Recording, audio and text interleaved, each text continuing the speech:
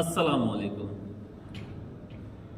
ಪ್ರವಾದಿ ಮುಹಮ್ಮದ್ ಸಲ್ಲಲ್ಲಾಹು ಅಲೈಹಿ ವಸಲ್ಲಂ ಹೇಳಿದರು, ಯಾವ ವ್ಯಕ್ತಿ ತನ್ನನ್ನು ಸೃಷ್ಟಿ ಮಾಡಿದ ಆ ಏಕೈಕ ಸೃಷ್ಟಿಕರ್ತನನ್ನು ಭಯಪಡುವುದಿಲ್ಲವೋ ಅಂತಹ ವ್ಯಕ್ತಿ ಖಂಡಿತವಾಗಿಯೂ ಅವನ ಸೃಷ್ಟಿಗಳಿಂದ ಅವನು ಭಯಪಡುತ್ತಾನೆ.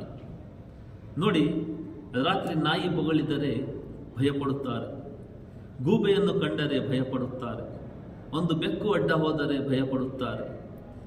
ಆ ವಸ್ತು ಅಲ್ಲಿಡಬಾರದು, ಈ ವಸ್ತು ಇಲ್ಲಿಡಬಾರದು ಎಂಬ ಮೂಢನಂಬಿಕೆಯಲ್ಲಿ ಜೀವನವನ್ನು ಸಾಗಿಸುತ್ತಾರೆ.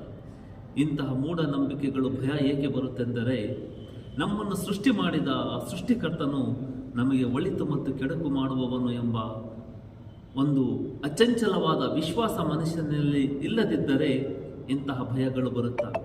ತಾಯಿಯ ಗರ್ಭದಲ್ಲಿ ನಮ್ಮನ್ನು ಒಂದು ವೀರ್ಯಾಣ್ಯದಿಂದ ಸೃಷ್ಟಿ ಮಾಡಿದಂತಹ ಆ ಸೃಷ್ಟಿಕರ್ತ ಒಂದು ಮಾಂಸದ ಮುದ್ದೆಯನ್ನು ಮಾಡಿದನು. ಕ್ರಮೇಣ ಅದನ್ನು ಎಲುಬುಗಳನ್ನಾಗಿ ಮಾಡಿದನು. ಆ ಎಲುಬುಗಳ ಮೇಲೆ ಮಾಂಸಗಳನ್ನು ಹಾಕಿದನು, ಕಣ್ಣುಗಳನ್ನು, ಕಿವಿಗಳನ್ನು, ಇಷ್ಟೊಂದು ಸುಂದರವಾಗಿ ನಮ್ಮನ್ನು ರಚಿಸಿದ ಆ ಸೃಷ್ಟಿಕರ್ತನನ್ನು ನಾವು ಭಯಪಡುವುದಿಲ್ಲ ಎಂದರೆ ಖಂಡಿತವಾಗಿಯೂ ಅವನ ಸೃಷ್ಟಿಗಳಿಂದ ನಾವು ಭಯ ಪಟ್ಟೆ ಪಡುತ್ತೇವೆ.